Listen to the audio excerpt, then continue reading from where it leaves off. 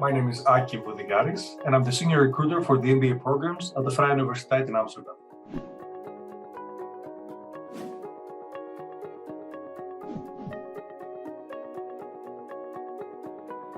We offer two part-time MBA programs. For our executive MBA, Leading with Purpose, we're looking for professionals with managerial experience who are eager to reach their true leadership potential. For our MBA in International Business, our goal is to have junior and mid-career professionals who are interested in how business is done abroad and what it takes to launch your own business. For both programs, there are mainly three characteristics that we're looking for in MBA candidates. Firstly is resilience, because it's hard to balance a full-time job, a part-time study, and of course a life, having a spouse, being a parent, being a friend. Secondly, emotional intelligence is key for us, because how will you handle a situation where you're having a disagreement with someone in the program and they might be coming from a different discipline? And last, what happens when you're in a team with people from different countries? Do you keep behaving as normal, or are there behaviors and habits that you need to be mindful of? First, we have an informal chat and see what it is that you're looking for and what motivates you to pursue an MBA degree. If the fit is there for both sides, then the next step is for you to submit your application. Namely, that's a CV, a cover letter, where you explain how the MBA fits with your career goals, your diplomas and your grade lists, a copy of your passport, and two reference letters.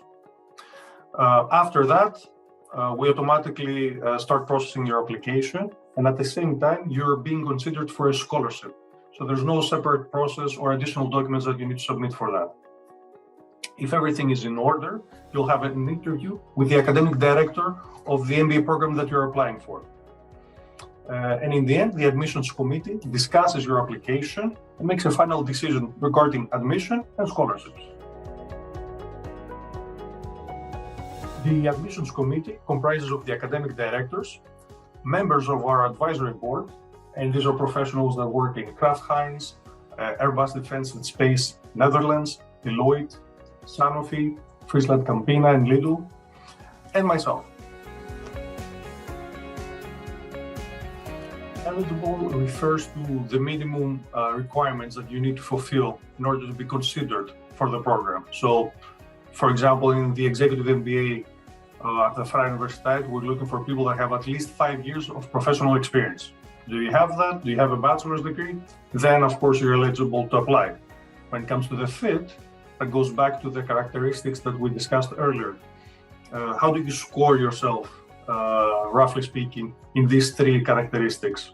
How do we perceive you? And of course, we do that via the interview and the essay and the reference letters. In our executive MBA program, our students have on average 15 years of professional experience. 64 are Dutch and 36 are international. 80% are women and 20% are men. For our MBA in International Business, the students have on average 7 years of professional experience. 64 are Dutch, 36 are international, and 72% are women, 28% are men. Our candidates come from a variety of industries, such as the automotive industry, consulting. We have, for example, Deloitte, we have Philips, and we also have different nationalities, of course. We have people coming from Romania, we have people coming from Belgium, we have people coming from Nepal, Argentina, and of course we have our Dutch candidates. So what really excites me about our MBA programs, apart from the diversity and the fact that it's the first year that we've launched them, it's also that the majority of our candidates are women, which is very surprising, because normally in MBA programs you see that the majority of the candidates are men. So maybe that goes to show that during a crisis, such as now with the global pandemic that we are having, women are a little bit more brave with their choices when it comes to education and advancing their career. Well, of course, the most typical question that I think all MBA recruiters get is the one about scholarships and financial aid. As I said earlier, when someone applies for a program, they're automatically considered for a scholarship. And we have 3 different scholarships. We have the Changemaker Scholarship, and this applies to people that are contributing to their community or doing something selfless, something to help others. We also have the Women in Leadership, and that is specifically for women who have showed leadership qualities or who perhaps are already leading in their industry or their company. And last but not least, we have a diversity scholarship. So usually that applies to people with a different nationality, but it could be anything. It could be perhaps an underrepresented industry. So for example, someone from Argentina working in an NGO in the Netherlands. So when a person has been officially admitted to the program, we also give them the final decision on the scholarship. And on average, our scholarships are anywhere between 10 to 15,000 euro, depending on the candidate's profile.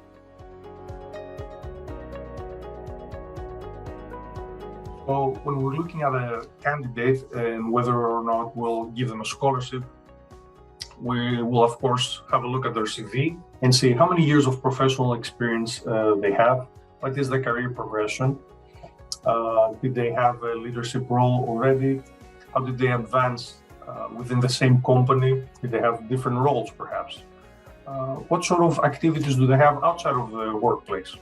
Are they perhaps a member of a non-profit organization? Are they volunteering? And of course, what we also take into consideration is their overall profile, because at the end of the day, we don't admit years of professional experience, we admit people. So that means perhaps they're an underrepresented industry, they come from an underrepresented industry, or perhaps their financial situation is a little bit, their financial situation does not allow them to pursue an MBA at a full price. So we take a look at everything, and when we make our decision, we try to evaluate a person, not a piece of paper. Typically in the past, you would see men would pursue an MBA, and usually around 25 to 35 years old. And now you see more women, you see perhaps younger women, you see also older men, and more nationalities. Diversity in terms of nationality, gender, and industries has also increased over the years. Gone are the days where you had a banker or a consultant. Now you have engineers, now you have musicians, people from the arts, you have doctors, you have lawyers, which in the past were fewer, but now are increasing. You have also people from IT. I think that goes to show that there's no typical MBA candidate anymore. MBA candidates come in all shapes and forms. If you've read some things about our programs and you're interested in applying, the first thing I would say is reach out to me. Let's have a conversation and see, how I can help you with your questions, because I'm sure you'll have questions. And the next thing I would recommend is to reach out to current students. Find out how their experience is for them. See what sort of challenges they faced. And of course, it's not only about being a student and a full-time professional, it's about balancing these two things. And after that, I would invite you to sit in a class or join online in a class, given the circumstances now. So by talking with me, reaching out to students, and perhaps sitting in a class, I think that would give you a very good perspective on what you can expect from the programs.